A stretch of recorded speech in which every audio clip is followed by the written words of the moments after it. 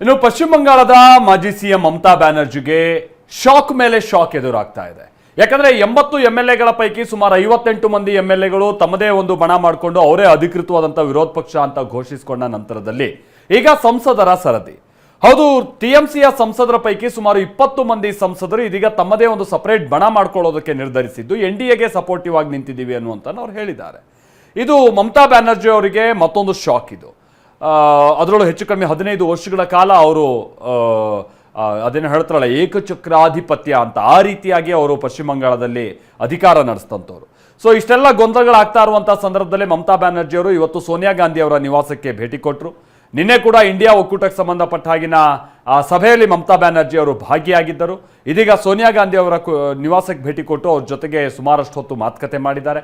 ಅದಾದ ನಂತರದಲ್ಲಿ ಬಹುಶಃ ಅವ್ರು ಪಶ್ಚಿಮ ಬಂಗಾಳದ ಕಡೆ ಹೊರಟಿದ್ದಾರೆ ಅಂತ ಕಾಣಿಸುತ್ತೆ. ಪಶ್ಚಿಮ ಬಂಗಾಳದ ಕಡೆ ಯಾಕೆ ಹೋಗ್ತಾ ಇದ್ದಾರೆ ಅಂತ ಅಂದ್ರೆ, ಅವ್ರ ಮನೆ ಮೇಲೆ ಇವತ್ತು CID ರೈಡ್ ಆಗಿದೆ. ಅದು ರೈಡ್ ಆಗಿದೆಯೋ ಅಥವಾ ಇನ್ವೆಸ್ಟಿಗೇಷನ್ಗೆ ಬಂದಿದ್ದಾರೋ ಅಥವಾ ಏನಾದ್ರು ಇನ್ಸ್ಪೆಕ್ಷನ್ಗೆ ಬಂದಿದ್ದಾರೋ ಗೊತ್ತಿಲ್ಲ. ಸೊ CID ಅಧಿಕಾರಿಗಳು ಮಮತಾ ಬ್ಯಾನರ್ಜಿ ಅವರ ನಿವಾಸಕ್ಕೆ ಬಂದಿದ್ದಾರೆ.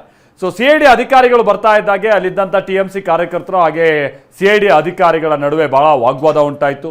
CID ಅಧಿಕಾರಿಗಳು ಬಂದಿರೋದಕ್ಕೆ ಕಾರಣ ಅಂತಂದ್ರೆ, ಅಭಿಷೇಕ್ ಬ್ಯಾನರ್ಜಿ ಕೆಲ ಶಾಸಕರುಗಳ ಸಹಿಯನ್ನು ನಕಲು ಮಾಡಿ ತಮ್ಮ ಓರ್ವ ಕ್ಯಾಂಡಿಡೇಟ್ ಅನ್ನ ವಿರೋಧ ಪಕ್ಷದ ನಾಯಕನನ್ನಾಗಿ ಮಾಡೋದಕ್ಕೆ ಪ್ರಯತ್ನ ಪಟ್ಟರು ಅಂತ ಹೇಳಿ ಈಗ ಅವರೆಲ್ಲ ಬಂಡಾಯದ ಹೊರಗೆ ಬಂದಂತ ನಂತರದಲ್ಲಿ ನಾವು ಸೈನ್ಯ ಮಾಡಿಲ್ಲ ಅವತ್ತು ಅಂತ ಅವರೆಲ್ಲ ಖ್ಯಾತೆ ತೆಗೆಯಕ್ಕೆ ಶುರು ಮಾಡಿದ್ರಲ್ಲ, ಈಗ ಅದಕ್ಕೆ ಸಂಬಂಧಪಟ್ಟಾಗೆ CID ತನಿಖೆಗೆ ವಹಿಸಲಾಗಿದೆ.